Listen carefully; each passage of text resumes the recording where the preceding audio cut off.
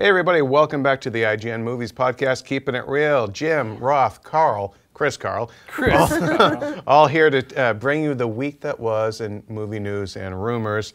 We had a lot to talk about this week, starting with this Sunday, the Academy Awards, the 87th Academy Awards. Yes. Do you still get excited about the Oscars?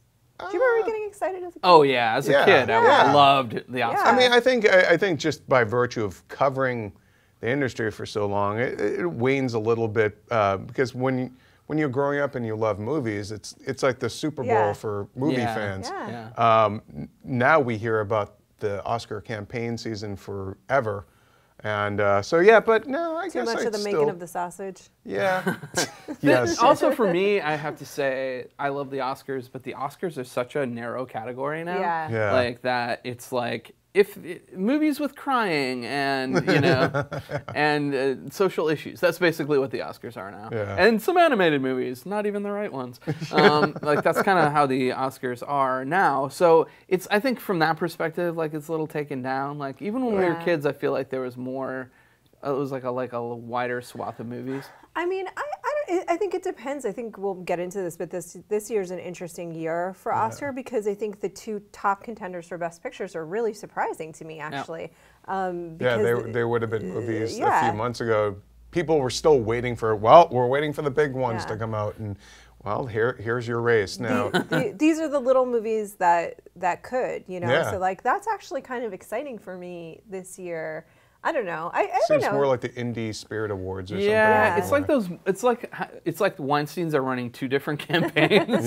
Because like back in the day they would. I mean, there's that thing out there where like they stole away the Oscar from Saving Private Ryan with Shakespeare in Love, which isn't really true. I mean, they ran a great campaign, but they do. The actors voted. But that's what it seems like, right? Yeah. It seems like this year there's like a couple of competing indies. It is interesting though when you start hearing the behind the scenes kind of dogfighting over the dirty campaigning and say it really is like and the amount of money it costs. Yeah, I mean George Lucas, I think of all people, was saying how it's like a political campaign, and it really is. And we need campaign finance reform. Well, that's what we need. Mean, Oscar campaign finance reform. There we go. You heard it here. When you read there's Hollywood Reporter is doing a candid interview every day with an Academy voter, and it's pretty interesting to see how they're making these decisions in a lot of ways. But Eddie Redmayne, for example, who's really positioned to win best. Sorry. I don't know what that was. I was trying to do like rock, paper, scissors. I don't know. It was like rock, paper, like Three Stooges. Sorry, continue. No, forget it. Eddie Redmayne. I can't talk to either of you monkeys. Eddie Redmayne. I'm a monkey. Eddie Redmayne, apparently, like he's just charming the pants off of all of them. He's really been campaigning for himself, and it's put him in a great position to win. But just a huge pile of pants in his bedroom. There's also sexual favors and whatnot. You can imagine. Well, yes. So let's. Well, before we get into our predictions of who we think will take home the awards and everything, I did find it interesting. You mentioned the Hollywood Reporter's coverage of the kind of the behind the scenes of how the. I was kidding about the sexual favors, by the way. Yeah, we got that. I don't know. It probably does happen. The Academy. There was an Academy voter breakdown that THR had of how they viewed the movies, and 6% of them of Oscar voters, and we're only talking about what, like a couple of thousand people, if that, in the Academy, and 6% of them hadn't even watched any of the Best Picture nominees. Yeah. But they're voting. But 3/4, like the majority of them, are not seeing them in the theater or even at screenings. It's not like you're gonna go out to the mall and, stand in line like any other schmo like us or whatever, but they're watching them on screeners. So it just, to me, it's like this weird mixed message Hollywood sends where it's like, we have to maintain the theatrical experience until it comes time to vote for these movies. I mean, are you really voting for best film at that point? You're kind of voting for whatever the best DVD was that you watched. Yeah, I mean, I think it really depends because when the Academy Awards first started, there were actually two different Best Picture options, and one was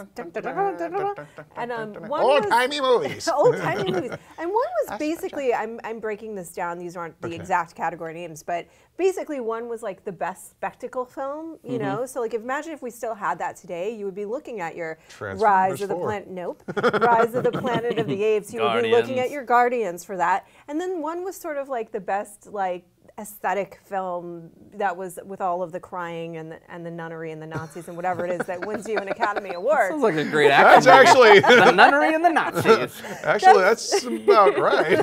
Eat snacky smalls. Kate Winslet did this bit on Extras, the Ricky Gervais show, about how like she wanted to win her Academy Award, and she was playing a nun in the episode, and she was like, you either have to be a nun or a Nazi, and then she won her Academy Award for being a Nazi in a not so good movie. So good. So good. Well, the very, very best, not to get too far off track, but the very best extras ever of all time was Patrick Stewart. Even if you know nothing about extras, go watch that particular episode. It's Ricky Gervais.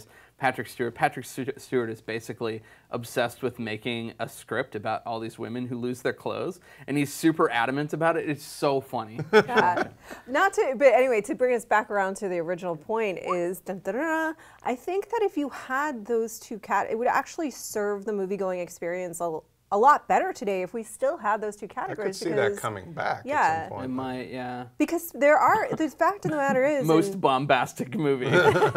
Loudest POS.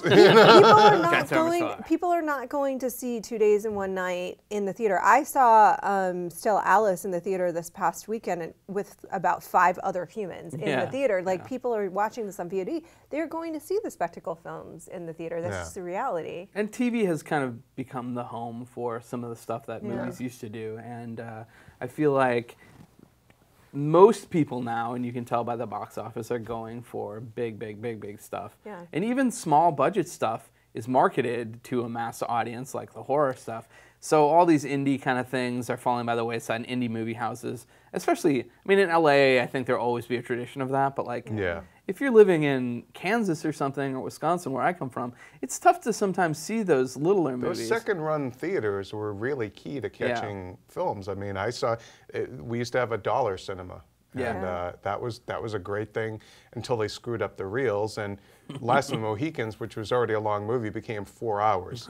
Ditto Heat. But to your point about kind of almost like the budgetary nature of these like smaller and mid-level films, that's one reason why a lot of people are actually celebrating American Sniper, which was, I think it was like a $60 million movie. Yeah. And now it's going to probably end up being the most successful movie of 2014 domestically. That is crazy. Nobody saw that Nobody saw that coming. That is one of the biggest surprises of the year. Most successful in that it made the biggest margin, because I think we can all agree that Avengers 2 is going to make the most money. But it's going to count as a 2014.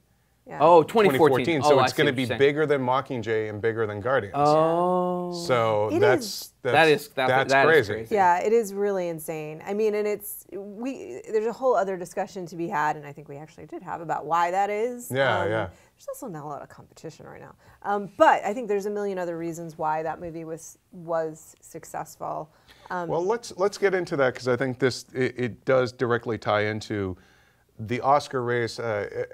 Do you think for lack of a better term, the surge of American Sniper and its popularity at the box office, do you think that will affect its chances at winning Best Picture? The Best Picture nominees are just American Sniper, Birdman, Boyhood, The Grand Budapest Hotel, The Imitation Game, Selma, The Theory of Everything, and Whiplash. So, American Sniper, do we think the fact that there has been this commercial and popular groundswell around the movie, will it be kind of like Braveheart in that sense? No. I think that no. I think that right now there's an outside chance that Sniper could come in and shock everybody at the Academy Awards with either a Best Picture win or Bradley Cooper. However, to date, it has been a 2-horse race with Birdman and Boyhood, and which is what were the 2 films that we were talking about that are these smaller films that nobody could have foreseen that it was a 2-horse race between these films. Could Sniper come in and take it if they cancel each other out? I think it's definitely an outside possibility. But that isn't the one that I will ultimately predict. I do think, though, too, we shouldn't necessarily rule out Grand Budapest Hotel, because that's That's been cleaning up on a lot of technical awards, and I think it's favored to win original screenplay. Yeah, I think it will easily. So I mean, it might get that as, but it did well at the Globes, and I don't know. It could be the recipient of, like you said, other movies kind of canceling each other out. Right now, though, in the precursor season, that you're looking at all of the critical awards, sort of the smaller critics awards, the Golden Globes, BAFTA, everything has gone to either Boyhood or Birdman at this point. If you look at the guilds, you would probably, it just won DGA. Yeah, it won the PGA, the Producers it won the Guild, PGA. not the golf thing. And got its jacket. so if you're going by the guilds, which a lot of those members are also Academy members, there's a lot of crossover. You would say that probably it is Birdman. And if you look at the DGA in particular, I think in like 66 years, if I'm getting this wrong, I'm sorry. I think it's about 66 years. There's only been 7 times that selection did not also win Best Picture. So, or pardon me, Best Director. I'm getting ahead of myself. So if you look at the guilds, I think that I would ultimately say Birdman for Best Picture. Yeah. It's my favorite movie of the So year. that's what you think. We're going to do a little game of what should win, what will win, but what should win. So is Birdman for both your pick for both what should win and what will win? Yes. Okay. Oh. I think Birdman also will win, but I would like Grand Budapest to win. Okay. I also think if they gave out an Oscar for the movie you'll watch the most times, it would easily win, because everything besides Grand Budapest on that list is either kind of longish or kind of a bummer. I mean, honestly, Birdman, it's either Birdman or Boyhood. I think ultimately Birdman will win Best Picture, and I know we'll get into Best Director in a minute, but Linklater will take Best Director. Yeah. But yeah, I think there's a very small chance for Grand Budapest, almost minimal. Yeah. The only thing that could upset is Sniper at this point. What do you think, Jim? I think that I have the feeling that Boyhood, because it's one that and Grand Budapest are the ones that have been out longest. I do wonder if there weren't a lot of people just made up their minds about Boyhood, and there has been a little bit of a backlash against Birdman, of people feeling like it's overrated and all that. And while the Guild Awards are important, the Screen Actors Guild, they gave the cast award to Birdman, but the actual acting award went to Eddie Redmayne. So I thought it's a little weird to me that, it wasn't as universal as I thought it would be. Like, if Birdman was such a slam dunk, then why didn't Keaton win? Yeah. So I feel like there are enough votes splitting away that I think Birdman probably should win, but I think Boyhood might eke out the victory. So you're going Boyhood? I don't know. I'm really you got to check the box. Yeah. All right, I'm going to say Birdman will and should, although, I don't know, I liked Selma, I think, a little bit more. Selma's got no shot. Yeah, oh, no, I know. Actually, I mean, some of my favorite movies this year weren't even nominated, so. Yeah. All right, so. Where's the Babadook? I know, right? Absolutely. Well, I mean, you can have Gone Girl, you can have 10 nominees, and you only put up 8. Yeah. What up with that, Hollywood? No, I know. That's going to be our next show. What up with that, Hollywood? But there's so many questions Followed by WTF, Gotham. Yeah, I agree. There's so many questions in that regard. But I think that if we're just boiling it down to, because we could have a whole other conversation about that, about what's left off and what sort of has been shoved to the side this season. But so you're going Birdman? Birdman. What will and should win. So let's move on to the next category. So it'll definitely be Boyhood. You know what? I think we've been really good on predictions. Actually, I think it's actually a very interesting year, because I wouldn't be surprised if Boyhood got it. I mean, it's not like I wouldn't either. I don't feel like anything is breaking out ahead of the pack. But Birdman has kind of trended that way the last couple of weeks. But it's really tough to say this year. I would say that the 2 hardest to predict categories this year there's some that are a lock. But the 2 hardest to predict categories this year are Best Picture and Best Director. Really, really tough. Yeah. Well, actually, let's talk about Best Director then. I was going to do Actor, but yeah, I think this is a better segue, and we all know I love my segues. Best Director nominees: Wes Anderson, Grand Budapest Hotel; Alejandro González Iñárritu, I think I'm saying his name right, Birdman; Richard Linklater, Boyhood; Bennett Miller, Foxcatcher; Moulton Tildum, The Imitation Game. There's your winner. That's our new Benedict Cumberbatch. Yeah. He did that movie Headhunters. I didn't realize that movie's so good. Yeah. That's my recommendation for this week, and I'll get into that later. Yeah. So Recommendation. we think we've been saying kind of off-camera stuff. We really think it's a two-man, unfortunately, race. Sorry, Ava DuVernay. But did you see the Key and Peele sketch about the Oscars? No. It was like the Super Bowl Oscar sketch. It was so amazing. I haven't seen it. There's my recommendation. Go watch the Key and Peele sketch about the Super Bowl and the Oscars. So we think Best Director is between Linklater for Boyhood and Iñárritu for Birdman. Yes.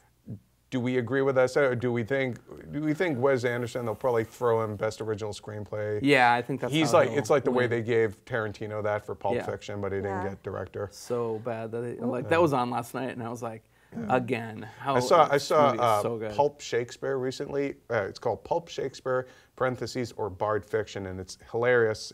I think it's a touring show, but it's mostly LA. But it's what if Shakespeare wrote Pulp Fiction and they translated it into like Shakespearean type language, and it's hilarious. You know, instead of saying it's the one that says bad mother, you know, it's like it's the one that says blasted Oedipus. Anyways, so Best Director, do we think it really is just a two-person race? When I was getting ahead of myself earlier, he won. And I really don't Iñárritu. And I don't think I'm pronouncing his name correctly, so forgive me. But at the DGA, but Linklater's been so beloved to date, and he's it's really been split between the two of them. But I think that ultimately that Linklater is going to take Best Director because I think that I think Birdman is beautifully directed. But if you think about what it is that's appealing to people about Boyhood, it's his big experiment. It's the fact that he invested 12 years to do this thing that hadn't been done. And it's really, really very much about what he did as a director, way more than the performances. Or even the story. You know, well, you have to think about that kid too and say that this guy was able to kind of like take him through 12 years of his life and get a pretty consistent performance out of him. I mean, it's slightly uneven, but he was growing up. Nobody could know if he was going to be an actor or not. And the fact that he was able to get even a mostly consistent performance. I mean, uneven actually works though for a kid because your personality does change, and when he was a moody teenager, it showed in his performance, and when he was like a smoother young man, it showed. You know. I mean, uneven in terms of like it wasn't always the best acting. To be honest. I mean, especially put against Ethan Hawke and Patricia Arquette, who were consistently great. Yeah, I think he was good. But I think it's Linklater's to lose at this point. Yeah. I think the fact that Iñárritu won at the DGA, I don't think that really means anything, because Ben Affleck won and then he wasn't even nominated. Right, yeah. And Eastwood was nominated for the DGA, but he wasn't nominated for the Oscar for Sniper. So I think that it's going to be Linklater will and probably should win. I did love Birdman. I love what he did with it, but I do feel like it's. I think I can just. It sounds cynical, but I can see them the voters just being like, all right, we're going to give the movie to Birdman, but let's throw him Best Director, and we'll give Wes the script. And, I think that's exactly what's going to happen. In fact, I think it's going to be that too, but I also think it's like I said, to me, Birdman is so much of the success of that movie is based on the direction. However, it's just such a more obvious thing to honor the direction of Boyhood because it is such an unusual and lengthy and Herculean task that he took on that nobody's ever going to do again. I think another thing, though, that we have to talk about is Iñárritu and Birdman that talk about Herculean tasks, making that movie essentially one take. It takes so much skill and so much coordination and to get those performances dialed in and to do it in a way that I mean, we want to be clear that it's not actually it's one not take. It one looks take. like one. But I'm saying, like, it was masterfully done. Yeah, it was. And not only that, it was a great story and great performances and everything that you want to get when you're directing a film. So I think that he's my choice for who I think should win. Yeah. But I think Linklater is also deserving, and I think he's who's going to win, of course. Okay, so the picks are Iñárritu should, Linklater will, Same. Inarritu should. Linklater will. I'm happy with either of them, but Linklater I think will. Yeah. But what about should? I don't know. Sign on the line or whatever it was you said. I am signing on the line. decision. I'm saying Linklater will. Either one of them are should. Okay, that didn't help. I give Inarritu a little bit the edge. Okay. As a director. All right, so Linklater will and probably should. Let's move on to Best Actor. We have This one's another tough one, right? this. Well, yeah, but again, I think it's a two-man race. But the nominees Jake are Gyllenhaal. Oh wait. He should have been Chris there. Pratt as Nightcrawler was great. If you guys haven't seen it, So see good. Nightcrawler. yeah, Steve Carell, Foxcatcher, Bradley Cooper, American Sniper, Benedict Cumberbatch, The Imitation Game, Michael Keaton, Birdman, Eddie Redmayne, The Theory of Everything. And it's basically, it does seem like it's a two-man race between Keaton and Redmayne. You know, Redmayne, I think, probably has the edge at this point, Yeah. assuming that no one saw Jupiter Ascending, which we probably are assuming that. But he does. He's not nominated for that. Look, he was great in that movie. The Academy, look, let's face it, they love this kind of story. They love this kind of performance. That's whether it's My Left Foot or that has not only an emotional element to it, but yeah, it does have a technical challenge for an actor. That having your body do something that it does not do for that consistent a period of time, it's actually really not easy. And to sell it, you know, so that we really believe that this is what is happening for him. So it was a technical challenge for him in a way that it wasn't for other people. So I do think he has the edge.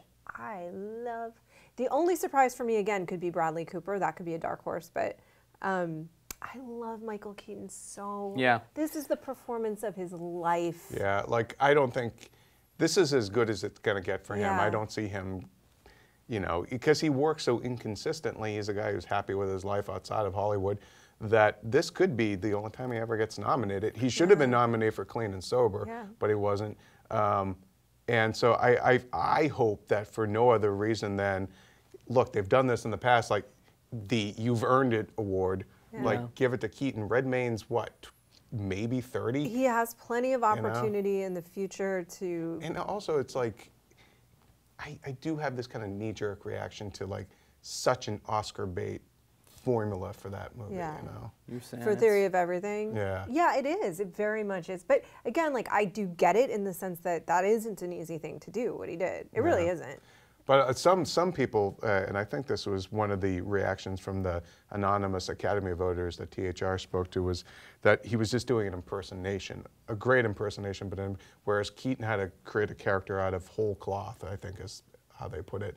I think there's something to be said for that too. Well, the whole cloth of Michael Keaton experience that he is obviously drawing from. I mean, I'm not saying that those characters are equal, but he definitely has some of the, I was Batman, and people think of me as Batman. There's part of me that thinks, I wonder if he's playing Nicolas Cage. That's what I think. Yeah. If anything, because that experience isn't actually Michael Keaton's experience. Michael Keaton's life has been pretty happy. It's really Nicolas Cage's experience. Well, I mean, who are we to say if Nicolas Cage is happy or not either? But He looks so bummed.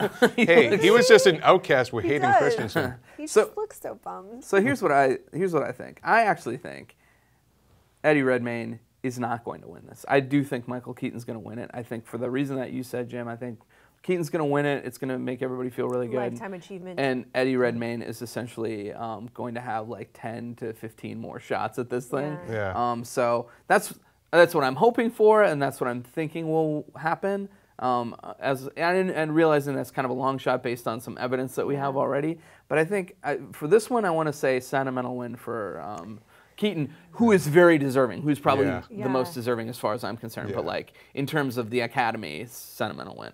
Eddie Redmayne won SAG. He won BAFTA. He won the Globe. Keaton won the Globe too for comedy or musical. But I don't know. I'm really on the fence about this one because my heart wants to say Michael Keaton will win because I so want him to win. I need him to win. No, seriously, I got money riding on it. Seriously, like Vegas, I'm gonna owe a lot of things.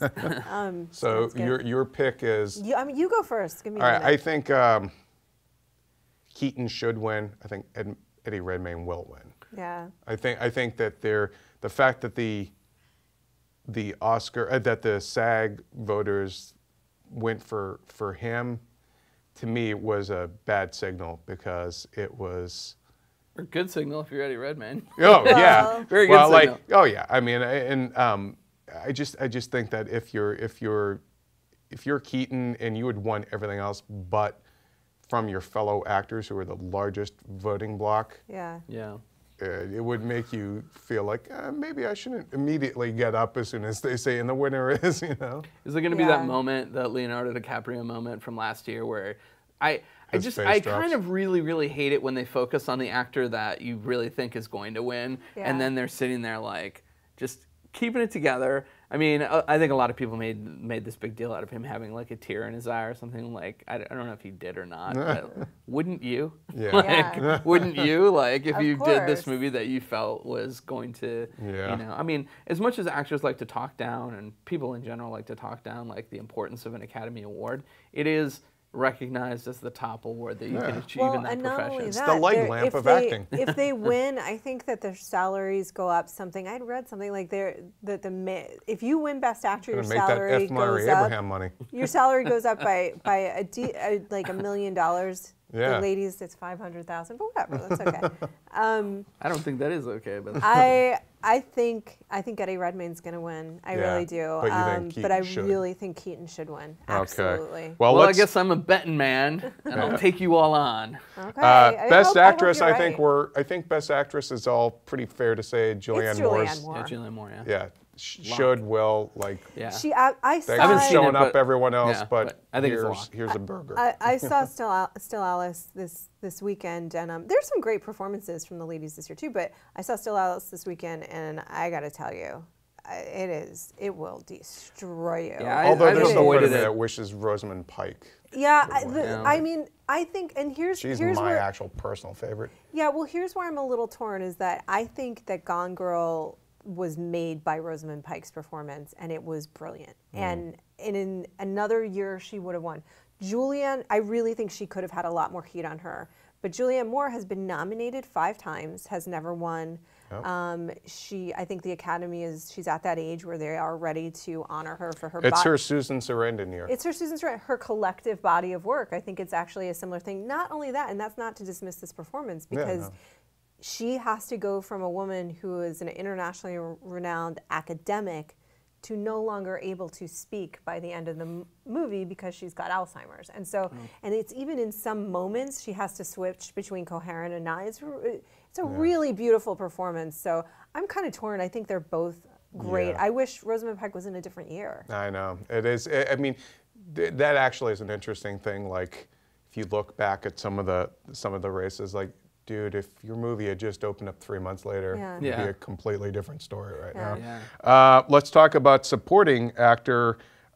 Pretty much J.K. Simmons in Whiplash. Will should. Lock, win. Okay. Done. Best supporting actress. Patricia Arquette's winning and he everything. Should win. And he should win. So we all agree he should will. Patricia Arquette is pretty much a lock at this point. Yeah, I mean, the thing with Patricia Arquette, too, is like it's pretty much a performance that could have been a Best Actress nominee. Yeah. So because what other actress cheating. is in that movie leading? Yeah. She's it. I think that's why she's in that category, honestly, is to win. To win. Yeah, I think it was a very strategic move because they knew she'd win there, but not Best Actress. Well, she's going up against Meryl Streep, who could win an Oscar for simply waking up in the morning, for Into the Woods, Emma Stone, Birdman, Keira Knightley, Imitation Game, Laura Dern, Wild. So do we think Arquette, she really is a total lock? Total lock. Okay, cool. Let's do Best Animated Feature now. In case you've missed this, Lego Movie was not nominated. But it won in Britain. Yeah. Well, everything's the awesome in the brilliant. UK, I guess. They not rubbish. Not rubbish. In fact, brilliant. Inside joke. Animated movie. Let me just throw out the nominees real quick. Big Hero 6, The Box Trolls, How to Train Your Dragon 2, Song of the Sea, and The Tale of Princess Kaguya. So, will and should, Chris Cobb. I think How to Train Your Dragon 2 is going to win. I haven't seen all the movies in this category, but Lego Movie should win. Yeah. I know it's really bratty. Even though it's not, it should. Yeah. No, totally. I mean, that's what I think should Yeah. have happened. Yeah, I feel like it's kind of bratty to say that at this point, but I'd have to agree that How to Train Your Dragon is on target to win. I think it would be really surprising to me if it doesn't, which is fine. I'm not saying anything against that movie. I loved the Lego Movie. I did. Yeah. I agree. I think How to Train Your Dragon 2 will likely win. Although I do wonder if Big Hero 6 doesn't have kind of an outside shot. This is another category where I could see one of those smaller movies maybe eking in too, like Kaguya or something, just because Lego Movie's not there. Or Box Trolls or something. I don't think Box Although Trolls. I think How to Train Your Dragon 2 could kind of be like the Brave effect, where it's maybe, and we gave it a good review, but like, let's just say it won because it's got the prestige factor to it. It was good. It was good. I also really like Big Hero 6. Yeah. I mean, I think that this isn't the only contentious thing about this category is that the folks who loved the Lego Movie and feel like, why wasn't it on there? I feel like Big Hero 6 was half of an amazing movie, and then the second half was just a little bit like, wow, this just became kind of standard after a while, which I thought it was still good, but not great all the way through. And I think How to Train Your Dragon 2 is consistently great throughout. So I think that's why it's going to be honored. Or it might be some dark horse, littler movie, just because Lego isn't there to clean up the awards. Why wasn't Lego there? I don't know. That's there's been we did an Oscar snubs conversation at one point, and basically one school of thought is that animators are the primary voters in that particular category, live action. And they had that it was they liked the more handcrafted stuff. But to me, it's like, then why wasn't Book of Life nominated? You know? Exactly. But like I haven't seen Song of the Sea. I really want to because it's Irish. But yeah, so I'm gonna go. Dragon will win. Lego Movie should win. But if I were, you're right, kind of bratty, but I think we're all comfortable saying that. That's what it was the biggest sort of what are you doing, Oscars moment. Yeah, I mean, I mean, it was kind of a given. We all just assumed it was going to get nominated. It was going to race over. And now it's actually a race, and it's kind of screwed up everything. Is what I'm saying. All right, our final guesstimation category, best visual effects. Now, gee, this why would you talk about that, IGN? Well, because, folks, the nominees are Captain America: The Winter Soldier, Dawn of the Planet of the Apes, Guardians of the Galaxy, Interstellar, and X-Men: Days of Future Past. Yes, at a category where you've seen all the nominees.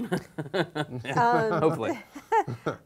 It's before I said that the first two categories, picture and director, were the hardest to predict. I actually think this one might be the very hard. Well, okay. Oh, I disagree.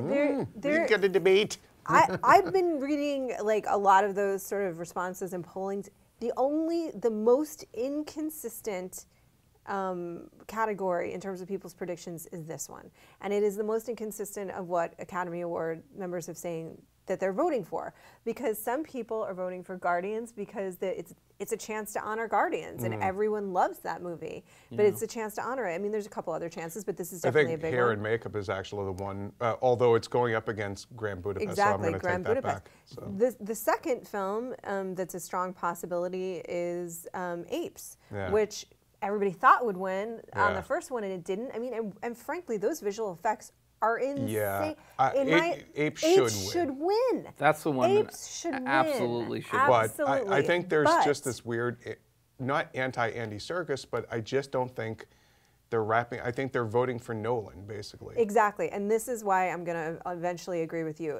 When I'm not there yet, but I will. On Monday. Once I find out that I'm wrong.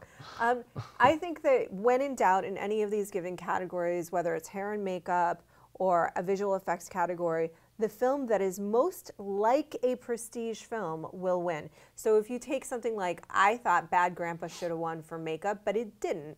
Dallas Buyers Club because did. of the testicles. No, I'll tell you why it should have won. Because that entire movie rested on people in real life, in person, believing that makeup. And believing that he had really long testicles. God. It happens when you get old. Yes, and because In of fact, the here they are right testicles, now. because of the testicles deserved an Academy Award. That movie deserved to win makeup, but it didn't win. And exactly, I think that's a really good point. Like that movie, a movie like that will almost never win. Yeah. Yep. Almost. So that is why I think ultimately probably Interstellar will win, because it's the only place to give, Nolan, Throw the dog a bone. throw the dog a bone on this movie, and it is most like an Oscar movie. Yeah. I seriously think that Apes is widely recognized as not just a good movie, but a good movie in that same kind of prestige category. And especially since it was snubbed the first time around, I'm going to give it will and should, because I think it actually, just the facial animation on the apes alone, It's out of control. there's that push in that opens the film where you're just like, you think you're looking at a real ape, and then it does, things that you could never train an ape to do, and you're like, okay, I'm on board. I went to the zoo last weekend and I saw the apes, and it was Valentine's Day, and so I started my day by going to the zoo, and then I went to see 50 Shades of Grey.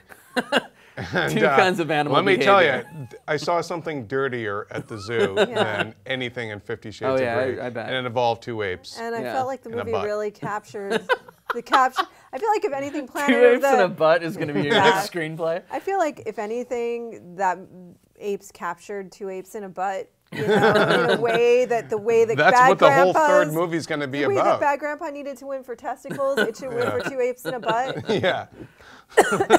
Look, she killed herself. This is like so devolved. I'm sorry for taking us down. I mean, Bad Grandpa road. to bring it around to Guardians though, like, I think Guardians is going to get shut out. Oh, I do too. I mean, Guardians, I would love for them to honor it, but they could have honored it by giving it a Best Picture It doesn't nomination matter or because something, we yeah. gave it Best Picture of the Year, so IGN and we knows. know what we're Yeah. talking about. And we gave apes, right. I believe, visual effects. Yeah. I think I'm going to switch my vote, and on this one, vote with my heart and say apes should and will. And well, nice. All right, well, I'm going to stick to my guns and say Interstellar will, but This apes is how should. Oscar campaigning works, people. I got her horse on my trading. side. Horse trading. You watch people fold in real time right here. Watch people's convictions go right down the toilet Oh, that happens all here the time on on Keeping this It podcast. Real. I know, I came in so strong with that, and I'm like, And let me tell you, I'm going to buckle like one of those cheap chairs at bingo. which is how I love to buckle. Oh if man, I'm they going should to. have really reinforced chairs at bingo too. Like, they should not be bringing cheap chairs to bingo. I'm just saying. It's a lot of broken hips. That's how you... That's how you lose grandma. All right, well, those are our Oscar predictions. Let us know in the comments who and what you think will win at this year's Oscars. We will be live updating our winner's story throughout the broadcast, and our UK team will be doing a post-award show wrap-up kind of conversation, a reaction video that Monday morning. So keep it on IGN for all things Oscar coverage.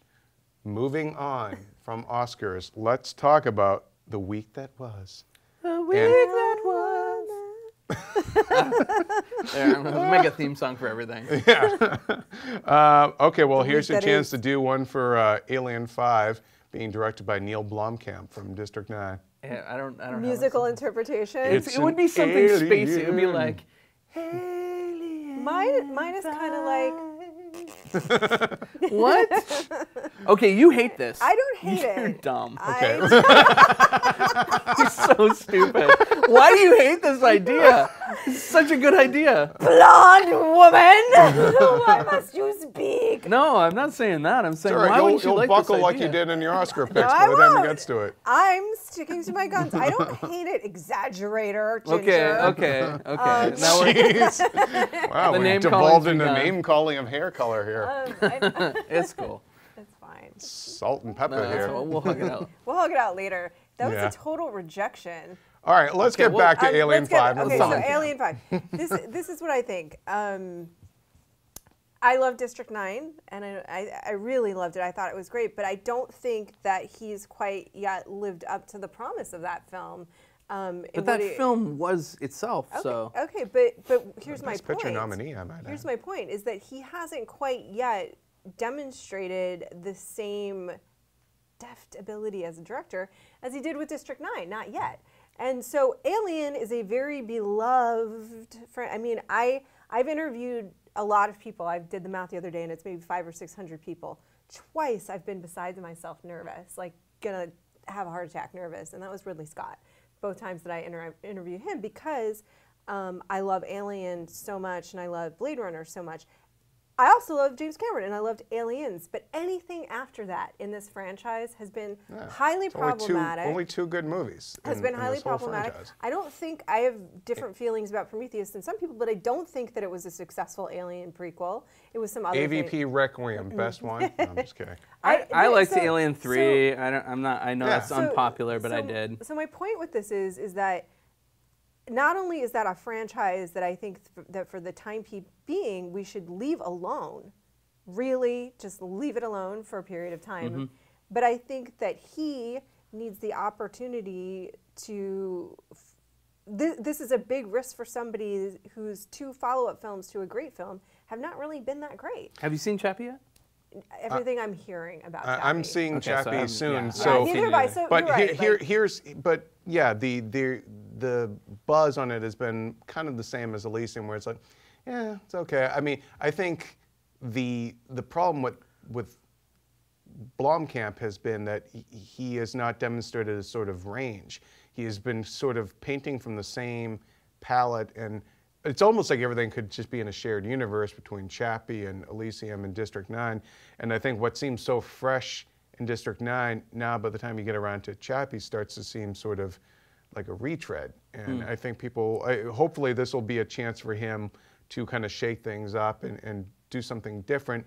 I mean, generally, and a lot of cynics are saying this online, that the fact that, he himself basically revealed on his Instagram the Alien news, knowing that Chappie is probably going to not really make an impact, it's like, well, I better line up my next gig and make it a paycheck gig. And also, too, not to say he doesn't love Alien. It's like, in terms of that world, the one thing that I think that Prometheus got right is like, look, Ripley is an amazing character, but let's just leave her out of it now. Well, she's probably going to be in this one. That's my issue, is like Ripley in Alien and Aliens is so incredible. That is just one of my favorite characters, right? Like, you didn't like evil clone Ripley from Alien 4? No, I did not like evil clone Ripley from Alien 4. Like, I just, sometimes it becomes almost abusive to something that's really a great work of art to keep mining it endlessly. I don't want to judge this. I don't want to prejudge this, because I really do believe in his ability to execute a vision, and I think this is a perfect project in which he could execute his vision and actually go a little bit different than something like District 9. I hope he brings that same sort of grit and feel to it. But it's clearly going to be not in that universe, right? So who's Sholto going to play in it? Because he's in it. Probably. True. I don't mind them bringing back Ripley if they do it in a good way. If they don't, then yeah, okay, I'll have as many qualms as you guys do. Let's talk about the concept art a bit that he posted on his Instagram. She almost had kind of like a Borg She looked like a cyborg. Now, don't get me wrong, I love cyborgs. I do. I mean, this is the thing that I really enjoy. She's got a whole notebook full of cut-out pictures of cyborgs at her desk. I like cyborgs. But, and having said all of this, stop abusing this great, material. There are franchises that I oddly don't feel that way about. I love Terminator Sarah Connor Chronicles. It's fantastic, and it's utilizing those characters and everything. I guess I feel incredibly protective for, I don't know why, irrationally so. I didn't make it. Alien and Aliens, and I haven't seen anything successful come out of it, fully successful, since those first 2 movies, and I just don't think it sounds like the best idea for this material. Listen, I think it's something Fox is always going to make. They are always going to go back to the Alien well. This one is they're talking about doing it with Ridley Scott, with him as a producer. Yeah. And having it set in the events after Prometheus, is that correct? But I mean, Prometheus itself was already a prequel, so it's kind of to me, it wasn't terribly shocking to find out that it's going to be after Prometheus too. Yeah, that's true. But I think that it's what's kind of interesting is that there is such a negative reaction in some quarters about the idea of Blomkamp doing it, like that's going to ruin Alien. No, you know what ruined Alien? Alien 3, Alien 4, Alien vs. Predator, and Alien vs. Predator Requiem. If anything, it's got nowhere to go but and up. if you ask certain people, Alien Isolation. Yeah, the video game. I don't, again, and I'm not trying to blast him because it's not like I think Elysium is terrible. I don't. I think it's, you know, not as great as District 9. Yeah. But that doesn't mean it's a bad movie. I don't think it is an out and out bad movie. That's an extreme response. I would like to see him, I mean, let's just really have him actually make the Halo movie. You know, like that's a whole other conversation in and of itself. But I don't think this is like a surrogate for that. I think this is just like another project that a person of, you know, like a person of our generation would really, really want to do. You know, like if somebody came to you tomorrow and said, "Hey, would you like to do your vision of Alien or Aliens or whatever, you know, like that world?"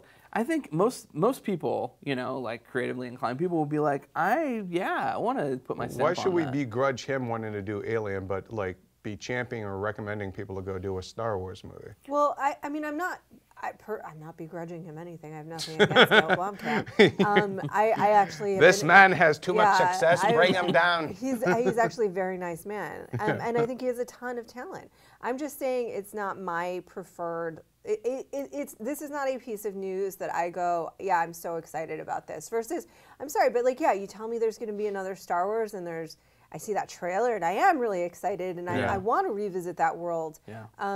I think that he has great movies in him, you know, and I think that there's a possibility that I could eat my words, and it's wonderful. Yeah, I mean, what do you think? There's like just a really big hill to climb, right? It's like anybody announced for this project is going to be like, have the weight of all those failed Alien things. Even Ridley Scott couldn't make another good Alien movie. Yeah. I mean, Prometheus is okay. It's got a lot of huge problems, and a lot of it's his fault, you know, and people blame Lindelof, but at the end of the day, it's really Scott's movie. If you think about what Alien was and what made it so successful, and so much has been written about this, but it was basically a stalker horror movie where the stalker was an alien, you know, and it was in a confined environment. It was this really like particular set of events that made this woman who was become sort of a hero for herself, you know. Yeah. And then Aliens was this great action movie, right?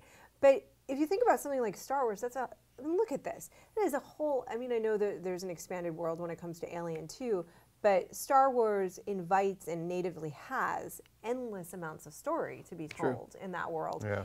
Alien was a brilliant movie because of the circumstances of the movie, right? Like and also that she wasn't even the main character. She wasn't even the main character. You know, I mean, there was so much about that movie that was brilliantly done, and I just, you know, I get loving it. I get wanting to tell your take on that world. But to be honest with you, like, maybe it'll be great, but what really are they going to bring forward? What's left to say?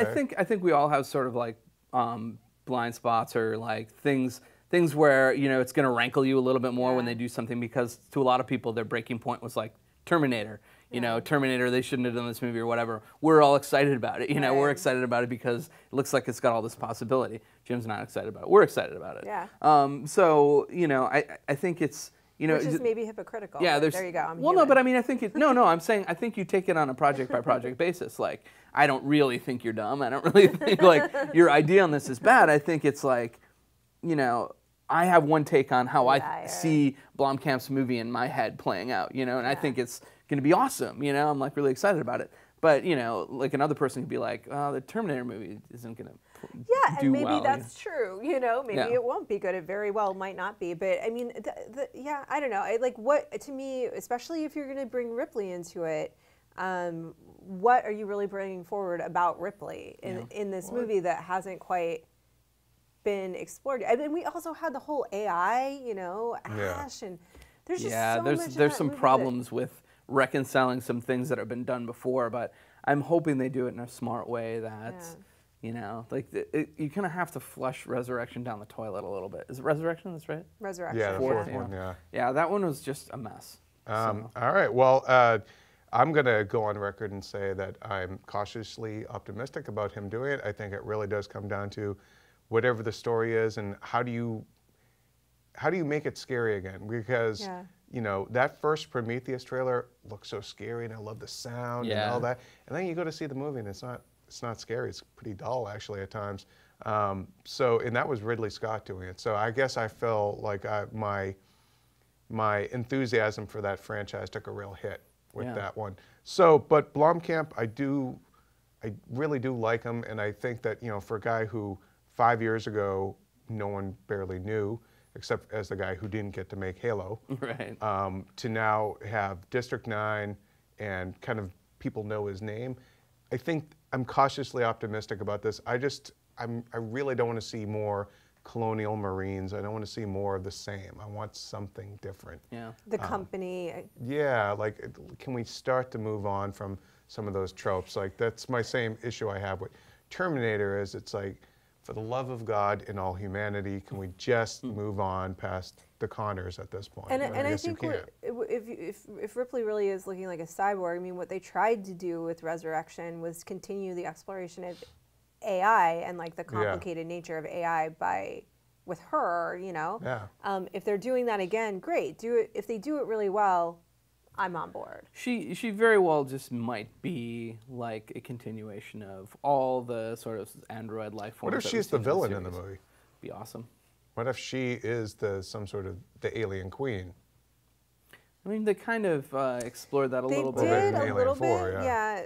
But yeah, what if they told that story but well? Yeah, I think that's what I was saying. Like some of the themes in Alien 4, if that was, and Jean Genot is a great director, by the way. That's just like his only really terrible film. Yeah, I think that was a weird, hi, I'm going to show up and try to work in the studio system. Oh, wait, no, I don't want that. I mean, Fincher made Alien 3, and you know, it's like, the Alien films are, I don't think Alien 3 is as bad as everybody says. No, I don't think it's especially a bad his movie. cut. I just think it's coming off of like Aliens, though. Yeah. It had the misfortune. If it had come after Alien Resurrection, people would look at it as the movie that saved the franchise. Hallelujah. Exactly. But it's that after Aliens, it just has been like nothing has quite. Those two movies are very different movies, Alien and Aliens, and they're both so great, and they're so indicative of what's great about those directors' work. Yeah. Cameron, great action director, and Ridley Scott, it was a great sci-fi director, you know. Well, at that moment. Let us know what you think of the idea of Neil Blomkamp directing the fifth in the Alien movie in the comments, and you know, hopefully good luck, Neil. A couple of other things that I want to throw out there, just rattle off some news items. Pirates 5 began filming this week, and the plot basically has them going after the Trident of Neptune. Okay. That plot, man. There's that plot, though. There's a. So I'm gonna say, just read the description of it. Come back, share your thoughts. They're rebooting Shaft at New Line. That's I'll awesome. just leave it at that. My parents used to have the Shaft album, and they would play it like nonstop in my house growing up. So I was raised on the Shaft soundtrack. That explains. He's a bad man. Shut your mouth. Nightcrawler has been cast in X-Men Apocalypse. It's Cody Smith-McPhee, who, oddly enough, was cast as young Wolverine in X-Men Origins Wolverine, but had to drop out because he was doing the road. He also doesn't look like Wolverine to me, but he actually think he's a lot better as a Nightcrawler. Yeah, for sure. I think it's a really interesting pick, and I'm just glad to see Nightcrawler back. You know, let's see, yada yada yada. Oh, Dan Aykroyd still holding out hope that after the Ghostbusters reboot, they'll do his Stop Ghostbusters it, Uncle 3. Dan. Stop it, crazy Uncle Dan. He needs an intervention. I'm sorry. We love you, though. Yeah. So much. Well, I know. After his SNL 40 skit, The Bass-O-Matic. Yeah. So there's a fan petition to get Scarlett Johansson removed from the Ghost in the Shell movie. Like that will work ever. Okay, here's my idea. Here's my question. Do fan petitions ever work, or is it just a hissy fit? I think honestly, once you get to petition phase, people like go forward with the project out of spite. Yeah. You know, like if buzz is bad online, sometimes they'll change some stuff. They're not going to change Scarlett Johansson. That's the money of that movie. You know, by the way, anime fans, the group of people who are looking for a faithful adaptation, that you are not the target audience for this movie at all. Yeah. At all. The target audience of this movie is the people who went to see Lucy. And I'm sorry, I love Ghost in the Shell too, But they're not making Ghost in the Shell 2 for you. They're making it for, or Ghost in the Shell, period. They're not making that for you, anime fans. They're making it for the largest possible audience, and Scarlett Johansson's the way to lock that in. Yeah. Let's see. This podcast might actually run a little bit longer than usual because we actually have a big thing we have to talk about, which was last weekend's box office. 50 Shades of Grey, okay? It is now the biggest February release of all time. It surpassed Passion of the Christ. In 3 days, it made $85.2 million. 4 day, because it was the President's Day weekend, it made $93 million. Kingsman made $36.2 million over 3 days, and $41.8 million over 4 days. It's really good. So that's nothing to sneeze at there. But 50 Shades of Grey, and it's probably going to stay #1 this weekend. You and I saw it. You have not seen the magic. Let's talk about it, though. Let's talk about the magic that is 50 Shades of Grey. So, I mean, just do a tiny, like, couple sentence capsule review. What'd you think? Oh, dear. Tiny capsule review of 50 Shades of Grey. I think that she actually brought this character to life. Like, she was actually pretty funny and charming, and actually is to be commended for it, because it's in some ways a harder task as an actor to take a flat, uninteresting character and bring it to life than to take a great character and do a great job with it. Make them flat and uninteresting. Yeah. So Jamie, however, Plenty do that. it is appallingly bad writing, really silly. I mean, we were having a good time kind of laughing in the first half. And then in the second half, unfortunately, it just gets kind of sleepy. Yeah. It's just kind of boring, and it's just a weird kaleidoscope of spanking naked bodies and angst, which you would think sounds like any day at IGN. Friday night. Which you would think would be interesting, but oddly enough, I was falling a little bit asleep. It just got a little repetitive. Jamie Dornan, I thought, was terribly miscast. I mean, horrifically miscast, and that a lot of what would have sold, at least to make it more fun, a lot of what would have sold the movie was to have, if somebody like a Charlie Hunnam had been in it, or our Quinn from Homeland. Yeah. Somebody rugged, right? Somebody a little more rugged, because when he's saying, I won't repeat the line, but he's saying, I really thought you were. I do this thing very roughly. You can imagine. He doesn't make love. He doesn't make love. He does this other thing in a very rough fashion. And Jamie Dornan says it, and you're like, no, you don't. You're just like, she just looks like she could bend him over her knee a little bit, And it looks like the kind of guy that brings you a glass of water. Yeah, I mean, it's like when he's Can I get you the pillow? He says stuff like, if you say that one more time, I'm gonna turn you over my knee. And like, it's silly and hilarious, but you do kind of want to believe that that's true, and you just don't. With him. Yeah. It's nothing about him as an actor. He's just really miscast. Jimbles, what'd you think? I thought he was miscast, and I thought that he was, every time he said his lines, all I heard was, my agent made me do this. My agent made me do this. It will be good for my career.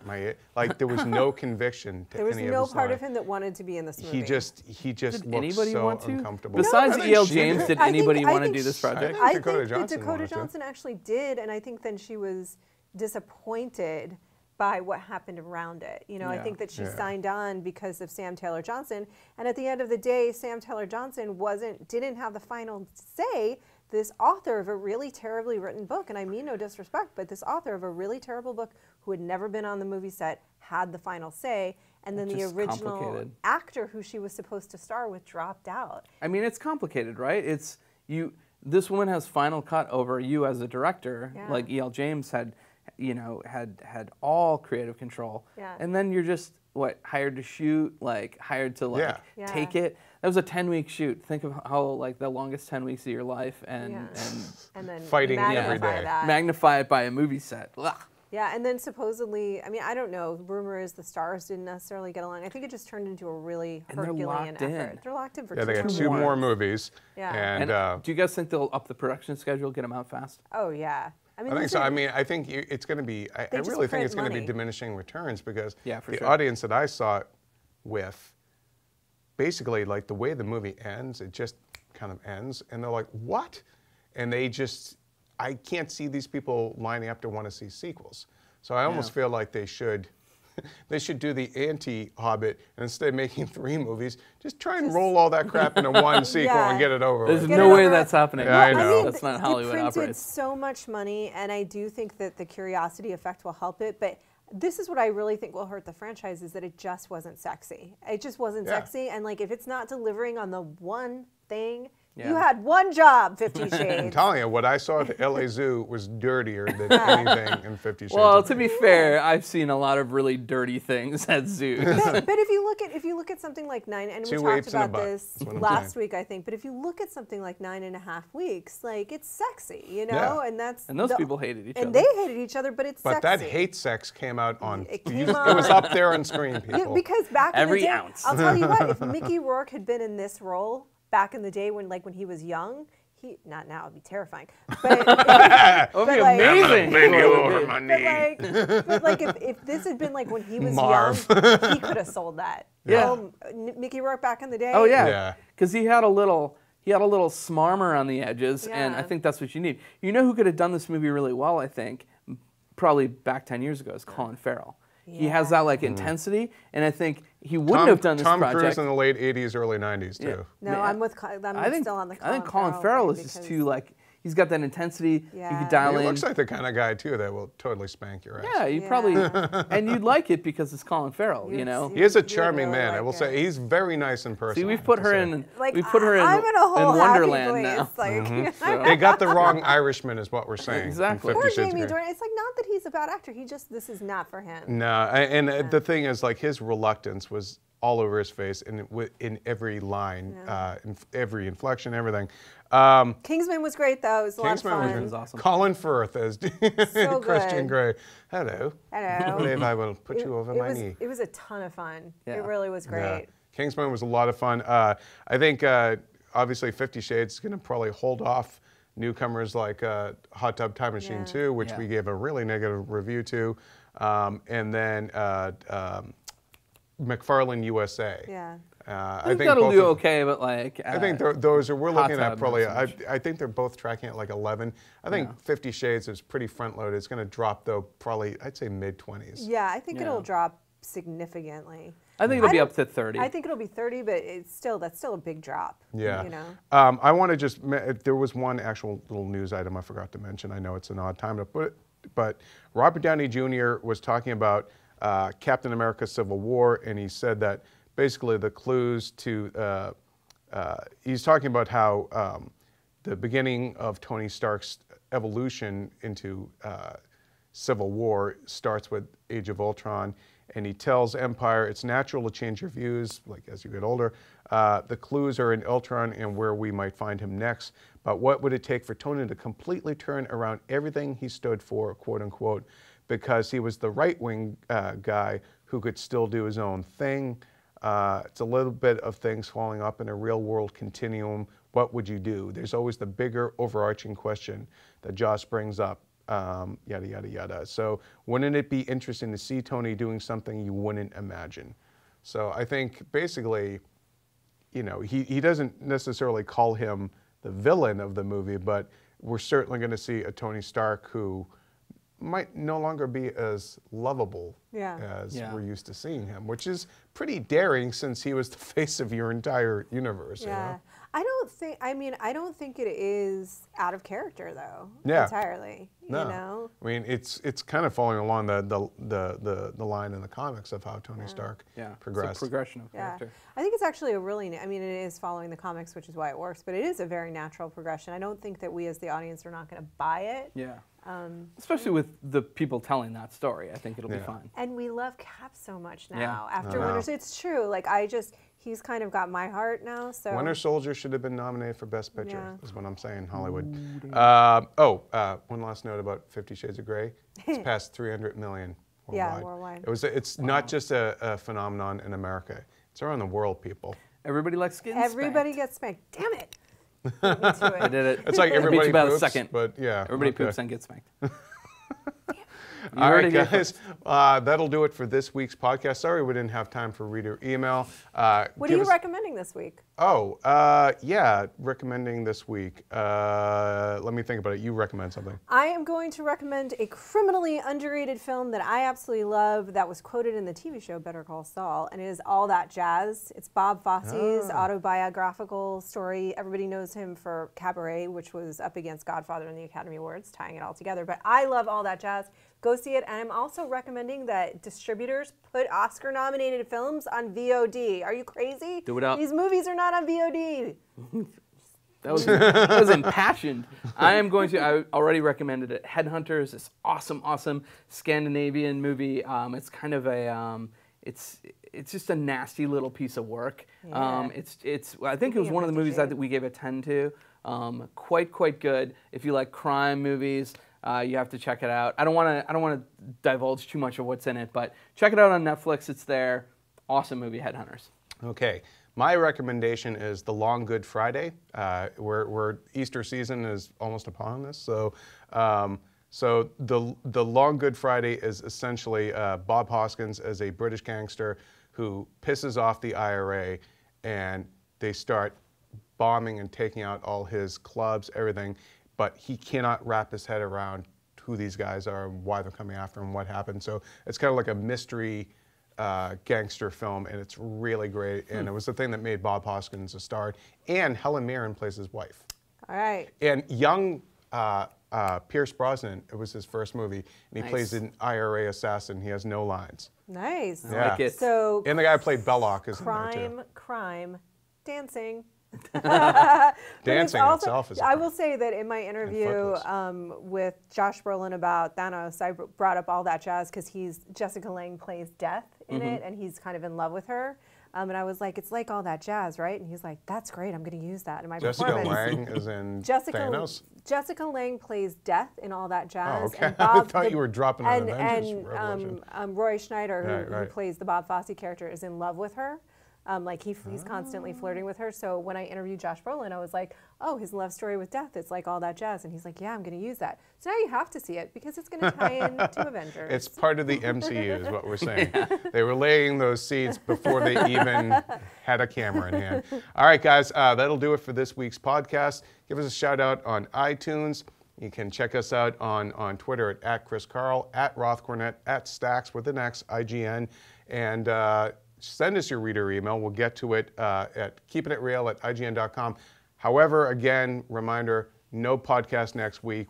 Chris and I are going to be on the road, and we're not going to be available. Can't do it from the road. Can't do it. Can't. Buddy comedy. But the UK guys will have a post-Oscars video conversation that you should check out.